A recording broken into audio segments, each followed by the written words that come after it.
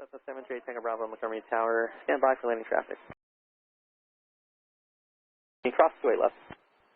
88 Golf, wind 240 at 10, gust 16, runway 28 left, clear for takeoff.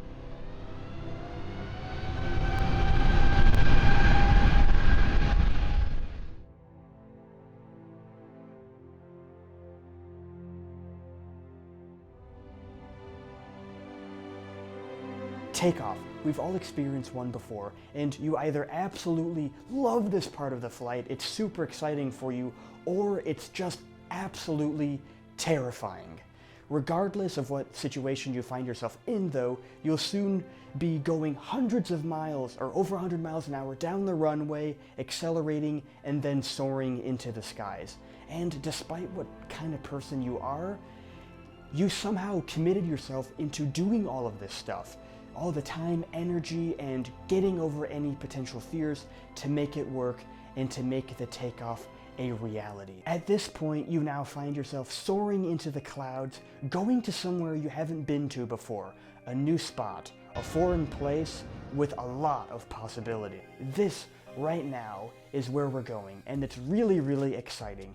It's not only about the new year, as it just happens to be the start of 2024, or about planes. It's really about life, what goes into it, with the choices that makes both the process of taking off and the aftermath so exciting and so exhilarating and so full of opportunity. How did we get here though? And you might be asking this question, why are we taking off? By asking this question or even thinking about it, it really provides a foundation for why we're taking off in the first place and where and what we plan to do with it. Answering this question though is really tough. It's been tough for me, and it's probably been tough for you at some points in your life. One thing, or the best thing to really do, is to start breaking this whole abstract why thing down into different parts, which all of them are really connected to each other in one way or more than one way, but it's essential to do this. So the first thing you can ask is, what are your goals? And how does addressing your why meet your goals or your expectations? Anything can change here, whether it's with your goals or your values or just your why in general, but it's important to at least think about this and try to answer them, even if your answers will change over time, and let me promise you, they will. In fact, if it doesn't really change, it probably means that you're not seeking information or experience, so you should definitely try to do that. And then you have a better answer to your why, even if it, changes later. Your priorities will change, mine definitely have. It's just a way going forward. You can also ask, how will this have any impact and how it's measured? You can answer that and come up with the answer yourself. Just trying to give you some ideas. Going on to the next thing, we both know that every single takeoff that's ever happened, I don't care who you ask, there has not been one takeoff in the world anywhere that hasn't happened without a runway. Okay. If you're thinking about helicopters or whatever, then they don't need a runway.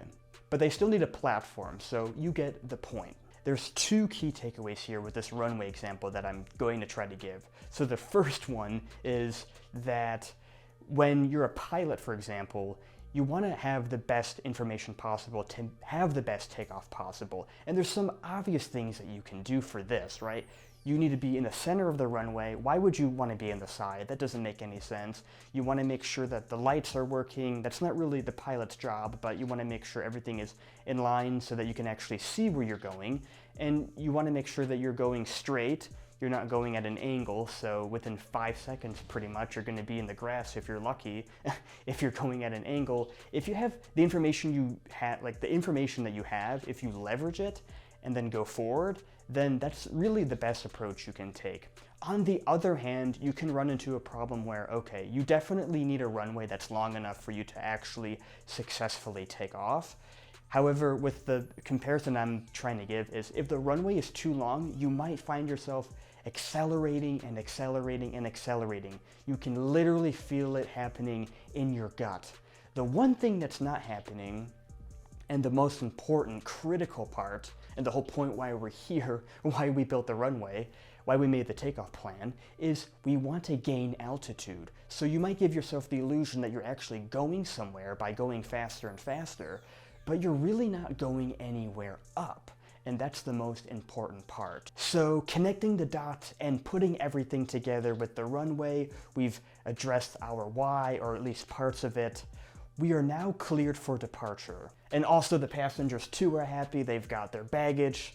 This is a last minute idea that I had, maybe I'll keep this for later too. We've got fuel and of course Wi-Fi. There's nothing more important than Wi-Fi on board, am I right? Yes, it is vital. What's also vital though is to really have clarity, have a window seat, whether you're in the cockpit or sitting at the window seat, to make sure that everything is going to come together and work, and that you are on board with the vision. You can clearly see it, you agree with it, and you like, or at least like some parts about where things are going to go after the takeoff happens, which is really when the work starts. The novelty of the takeoff will wear off over time, as it should, so we can really get on to the next steps and make sure that we have other opportunities to take off and so on. And we also just generally want to get to the destination, as I'm sure we have one in mind.